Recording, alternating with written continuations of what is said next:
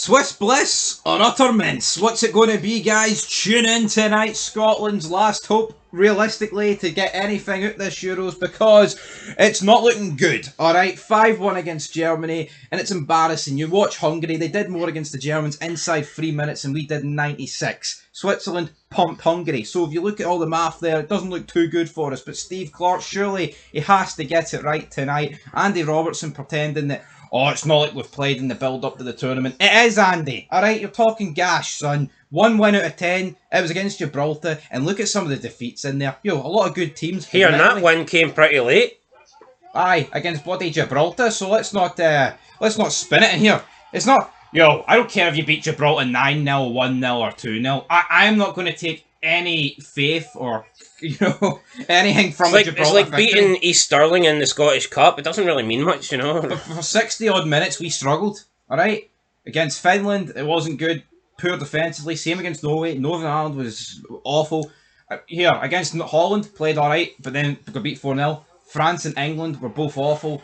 Ever since that McTominay goal in Spain got disallowed, our arse cheeks have parted. That's the reality. So... Part it like the Red Sea. Yeah, so let's close them together. I like the defence, and let's talk about this game. Part it like a gay man in the Kremlin. In the Kremlin, but hopefully we won't be getting sent to the Kremlin after tonight. But let's talk about it. What would we change about the starting team? Yeah, let's talk about it. Let's give a prediction. I'm actually feeling super confident tonight. I don't know why, but I've just got a feeling that we will make up for that shit show on Friday.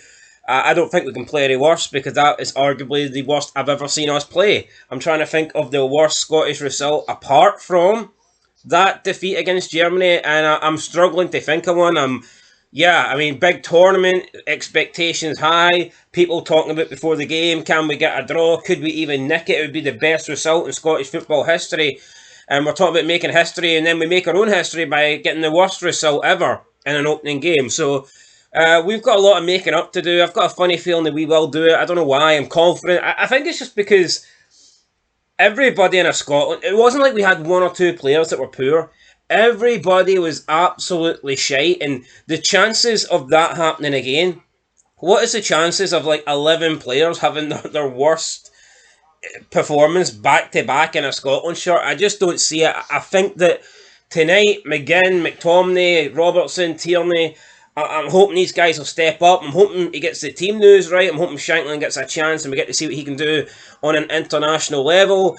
And I am confident, and don't worry guys, I will give a prediction and I won't come on here and I won't delete it. I won't hide it. I won't do any of that shit. Mr. CJ Novo 992. Who deleted his Euros prediction. That's quite poor. But talking of poor, I'm not as confident, right? You're talking about... I think what he done was worse than the Scottish performance.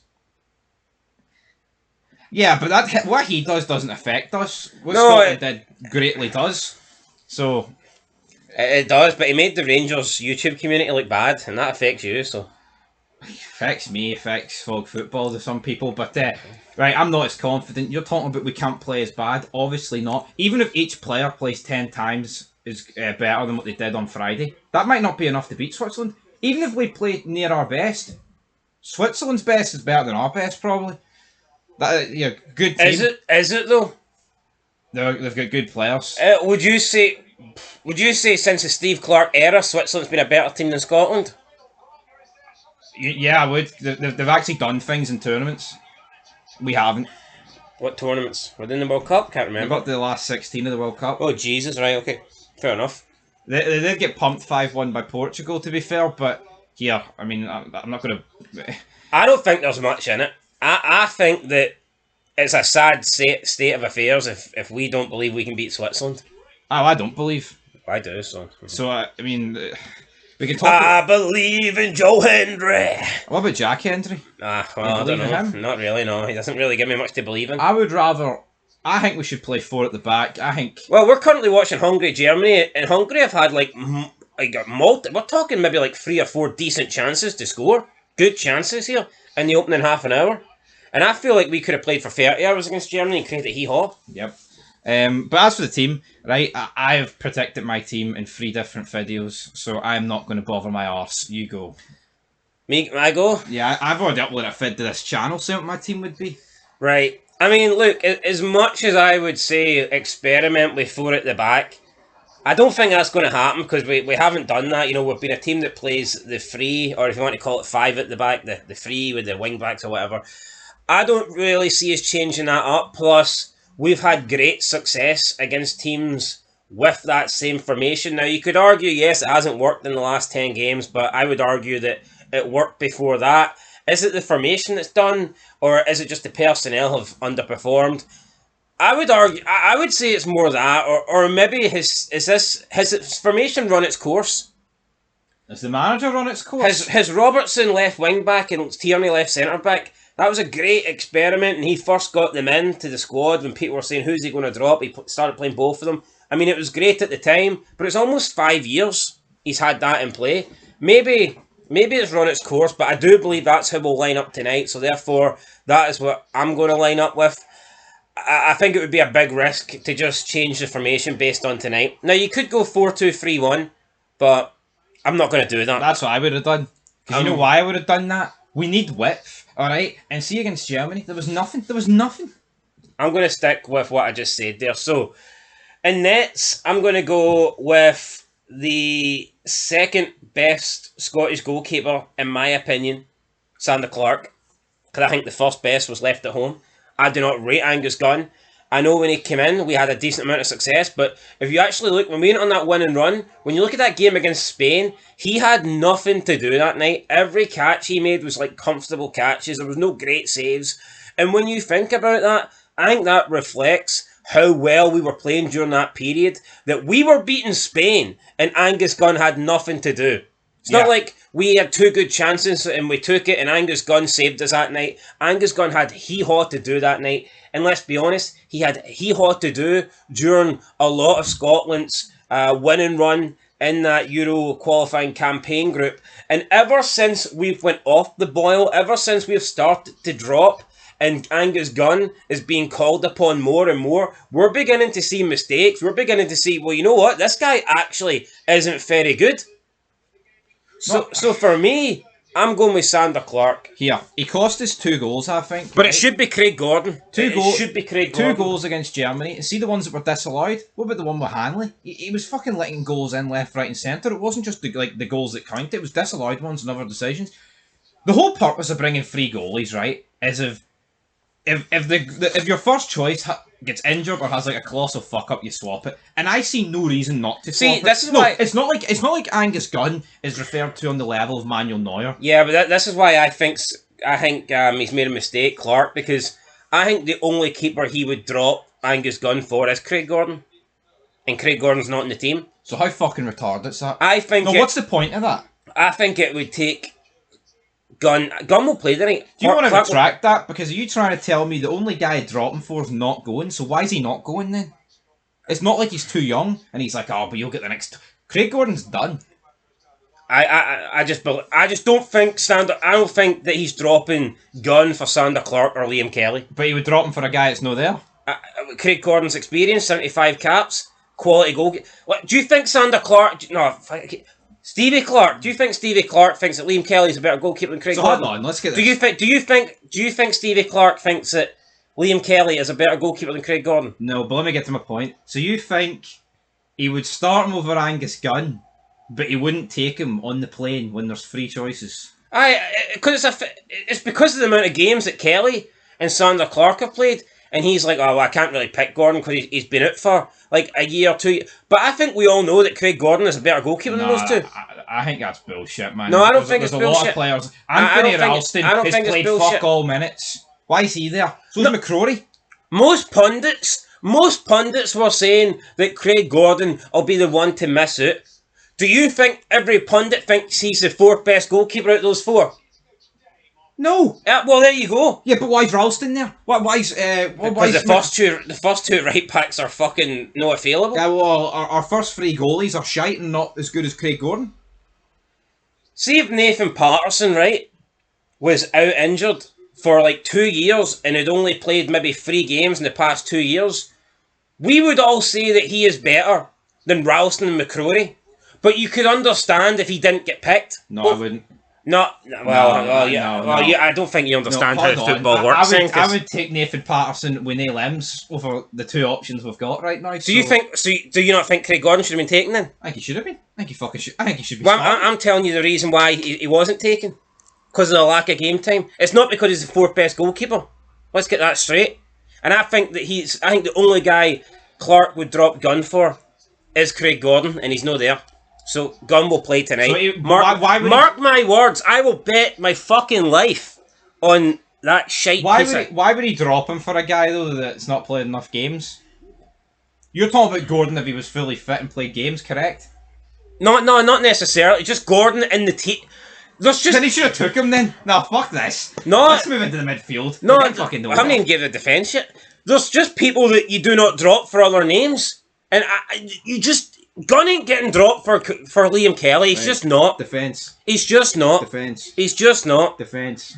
No. Defence. It's just, if you can't see why Gunn wouldn't get dropped for Kelly, but he would get dropped for Gordon, then I mean, Gordon's no there.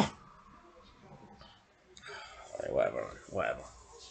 Listen, I'm sure there's players at Rangers, right, that have been injured for a long period of time, and like if there's one massive must-win game, you'd be like, oh, I would start him. I think he should come in, even though he can barely walk. You know, he's got like Roofe. There's a lot of times you were saying that Roofe should start ahead of like a Scott Wright, even though the guy could barely fucking walk. Listen. Right, and you would accept the Rangers. You would have accepted what's his name? You would have accepted Dessers getting dropped for Roofe at times last season, but you wouldn't have accepted it for Scott Wright, even though Scott Wright's ahead of Roofe in the pecking order because Roofe was fucked and hadn't. So it's the same logic. No, it's not.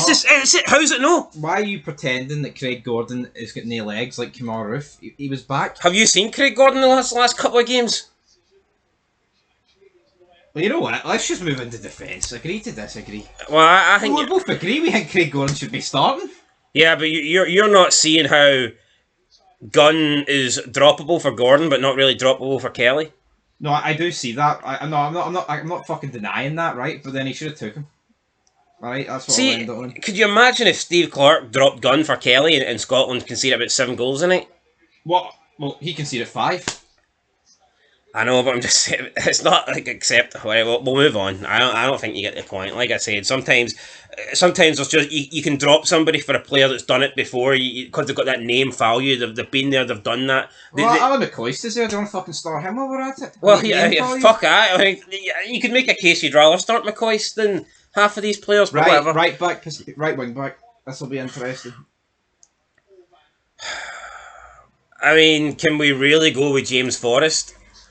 I'm not. If you're going to hit me with Tony, then yes, I really can go with James Forrest. I'm not convinced. Exactly what I would. No, you know what? I would play Tierney right wing back, Greg Taylor left wing back then, or whatever to fucking do something. But then again, that leaves you short in the midfield. That leaves you short in the defence. I don't really want to play. I would go with Robertson left wing back, Tierney right wing back, Grant Henley as the centre back.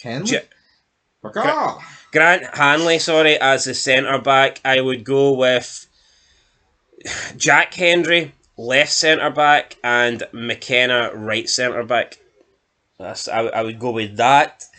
I'm sorry, Liam Cooper. I'm just not really, because I think you could play Robertson and Tierney at times. They'd be wingers. I'm baffled. I actually predict that Suter wouldn't go. But I'm baffled he's picking Suter. He's picking Cooper over Suter. Well, I think Suter should be there. Because if Suter was there, I would maybe be starting Suter tonight, to be fair. But he's not there, so I can't really start him. Right, so that's my back 5 then. Robertson. So Ralston shouldn't play another minute? I'm all for giving the guy a chance, and maybe... Oh, we did? But in the first few minutes, he looked out of his depth. You could see it coming. The writing was on the wall. The writing's on the wall. See after the first 5 minutes, Ralston, I think, looked like the only Scotland player that was out of his depth. Then after half an hour, everyone looked like they were at their depth. But he had sunk 25 minutes ago. But Ralston straight away was showing signs that this guy's just he shouldn't be on this field. And you know what? I don't even think it's Clarke's fault. Shouldn't have started him. Right, so that's me got my 5. Then I am moving in to the midfield. I am going to go with... I'm going to go with Gilmore and McTominay. Oh, yeah. And in front of them, I'll go with McGinn. Then that leaves me 2 players. Ryan Christie and Shankland. My front 4 consisted of McTominay, Christie, Forrest, Shankland. Because I played 4 at the back. So McGregor has to be dropped.